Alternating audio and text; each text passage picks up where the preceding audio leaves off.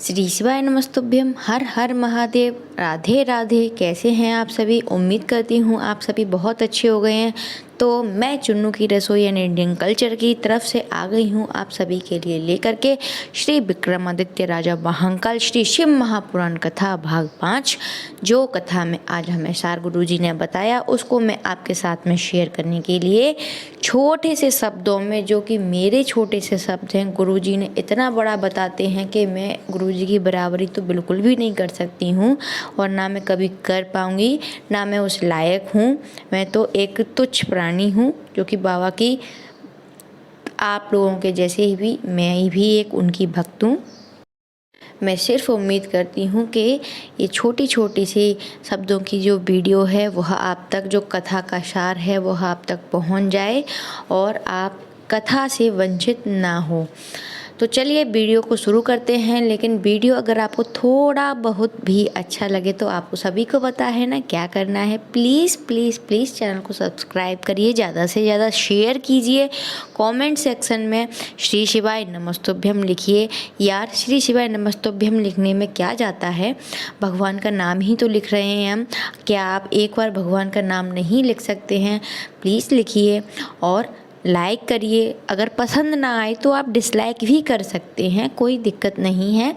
चलिए मैं आगे अपनी वीडियो को शुरू करती हूँ।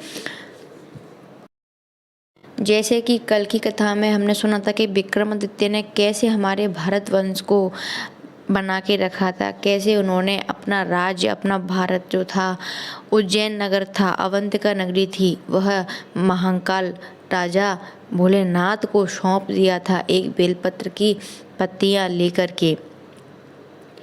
अब आज की कथा में वर्णन किया था कि जब बाबा भोलेनाथ की सेवा, पूजा, भक्ति भाव सभी करते हैं, चाहे वो मनुष्य हो, चाहे वो असुर हो, चाहे वो गऊ हो, चाहे वो कोई पशु पक्षी कोई भी हो। इसीलिए बाबा भोलेनाथ को पशुपति नाथ बोला जाता है। सभी जब उनकी आराधना करते हैं तो उनमें एक असुर तारकासुर था। तारकासुर बाबा भोलेनाथ की बहुत भक्ति करता था, बहुत भक्ति करता था, बहुत आराधना करते थे। तारकासुर ने ब्रह्मा जी की तप में लीन हुए, ब्रह्मा जी की आराधना की तारकासुर ने मांगा। जब तारकासुर अपनी भक्ति में प्रबल हुए, उत्तीर्ण हुए, तब ब्रह्मा जी आए। ब्रह्मा जी ने कहा क्या चाहिए आपको? तब तारकासुर ने बोला कि मुझे अमर होने का वरदान दीजिए, मैं कभी मरूं नहीं। तब ब्रह्मा जी ने कहा ऐसा नहीं है, मृत्यु सत्य है, मृत्यु होनी ही है, सभी की होनी है। तब तारकासुर ने बोला ठीक है, अगर मृत्यु सत्य है, होनी है, तो मुझे ऐसा वरदान दीजिए कि मैं मरूं तो शिव जी के पुत्र के द्वारा मरूं। तब शिव जी की शादी नहीं हुई थी, वह शिव भक्त थे। बाबा भोलेनाथ की विवाह वह करवाना चाहते थे, उनको मिलाना चाहते थे।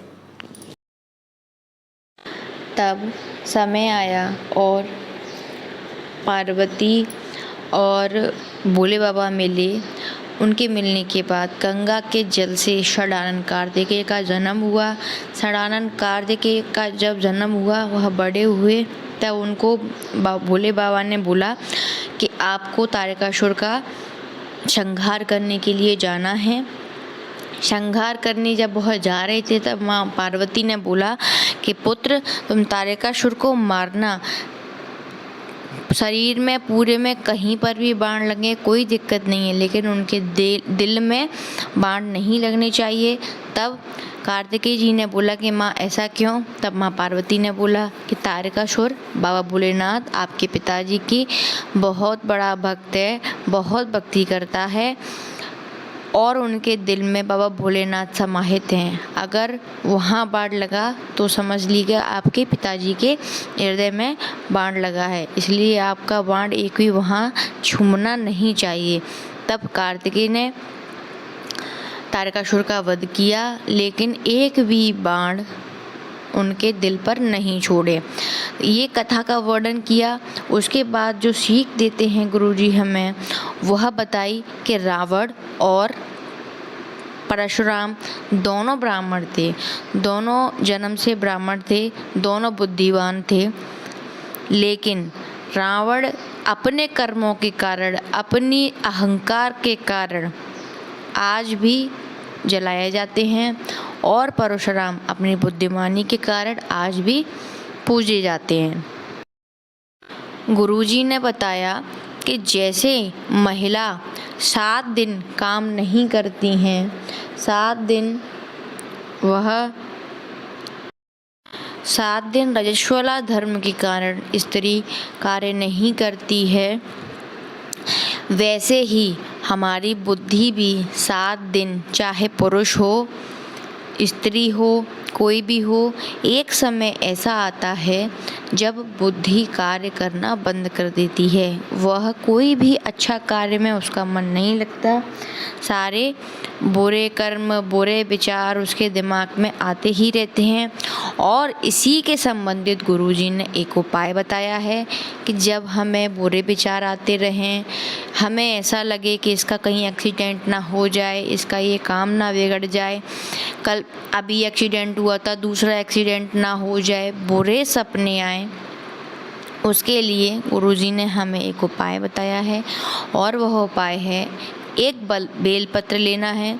बेलपत्र की जो दोनों पत्तियां होती हैं उस पर लाल चंदन घिस करके लगाएं। लाल चंदन हम जो डब्बी में घोरा हुआ लेके आ जाते हैं, हमें वो नहीं लगाना है। जो लकड़ी वाला चंदन आता है उसे आप घिस के लगाएं। और एक पीले चंदन की एक गोली या फिर तिलक जो भी करके, जो तीसरा पत्ता होता है बेलपत्र का नीचे वाला, उसके पीछे वाली डंडी पर आपको लगाना है। और माँ अशोक सुंदरी के स्थान पर बेलपत्र की डंडी को शिवलिंग के सामने, मतलब बाबा भोलेनाथ के सामने डंडी होनी चाहिए, उसका मुख होना चाहिए शिवलिंग के सामने, और जो आगे वाला हिस्सा है वो होना चाहिए नंदी की तरफ। इस तरह से हमें वह बेलपत्र समर्पित करना है, अपने भाव को प्रकट करना है। किस भाव से, मतलब यह विचार आ रहे हैं, ये आ रहा है, वो आ रहा है, उसका नाम लेकर के आपको एक बेलपत्र समर्पित कर देना है। सिर्फ इतना करना है, जो भी बुरे विचार, जो भी मन में गलत भाव आएंगे, वह अपने आप दूर होते चले जाएंगे, लेकिन करें पूरी श्रद्धा के साथ।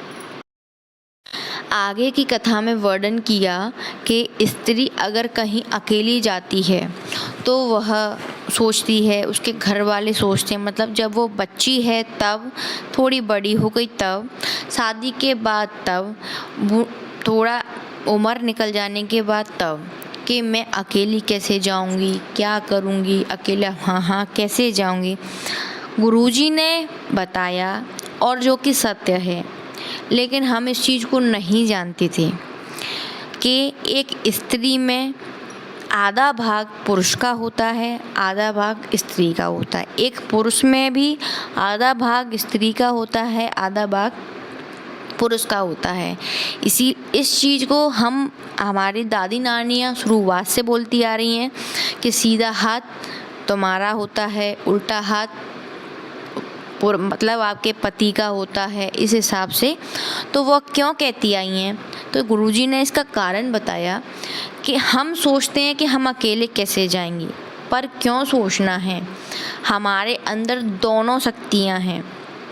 जब हम अपने बच्चों को पैदा कर सकते हैं, जन्म दे सकते हैं, उनको पाल पोस कर एक अच्छा इंसान बना सकते हैं, संस्कारवान इंसान बना सकते हैं, उनको अच्छे से अच्छे पद पर ले जाने की हम क्षमता रखते हैं, तो क्या हम किसी को सामना करने की क्षमता नहीं रख सकते क्या?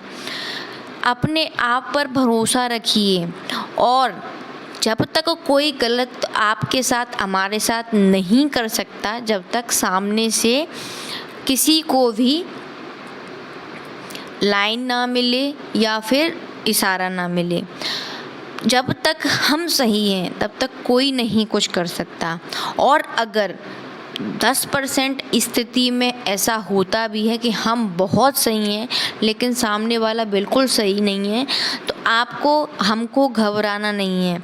विश्वास रखिए महादेव पर और विश्वास के साथ अपने आप पर भरोसा रखिए, बाबा पर भरोसा रखिए, अपने आप पर भरोसा रखिए कि हम जिसको जन्म दे सकते हैं, हम जिसको पाल पोस कर बड़ा कर सकते हैं, उसकी गर्दन भी हम दबा सकते हैं। ये विश्वास हमारे अंदर होना चाहिए। अगर ये विश्वास हमारे अंदर, हमारी बच्चियों के अंदर और अपने बच्चों को भी समझाइए कि एक स्त्री ही होती है जिसकी वजह से आपका जन्म होता है, एक स्त्री ही होती है जो आपको बड़ा करती है, एक स्त्री ही होती है जो आपको इतना बड़ा करती है कि आप आज जो पैसा कमा रहे हो उसके काबिल बनते हो।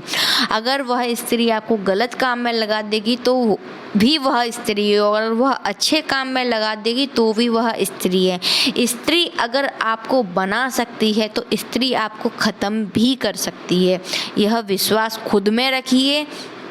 अपने बच्चों को, चाहे लड़का हो चाहे लड़की हो, उसको भी सिखाइए और अपने आप पर पूर्ण भरोसा रखिए कि आप किसी से भी कम नहीं हो और आपको किसी की भी ज़रूरत नहीं है।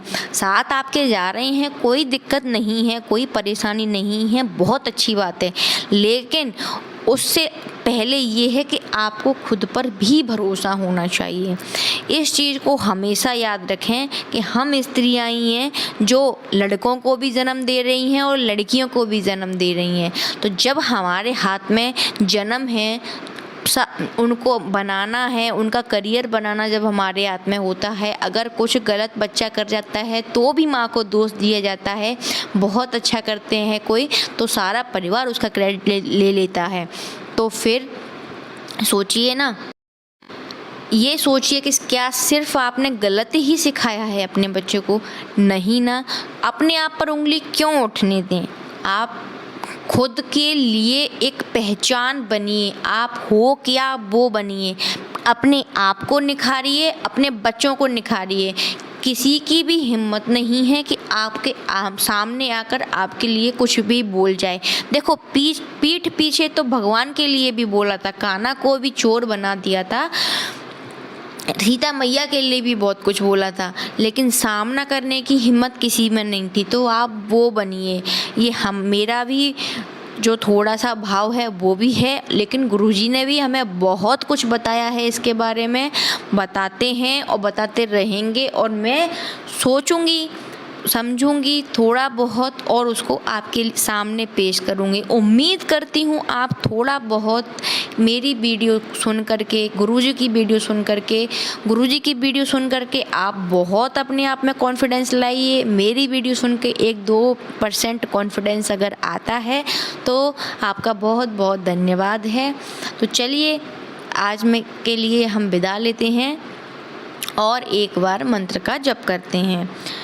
अपनी किस्मत का ताला खोलते चलो, श्री शिवाय नमस्तुभ्यं बोलते चलो, श्री शिवाय नमस्तुभ्यं बोलते चलो, श्री शिवाय नमस्तुभ्यं बोलते चलो।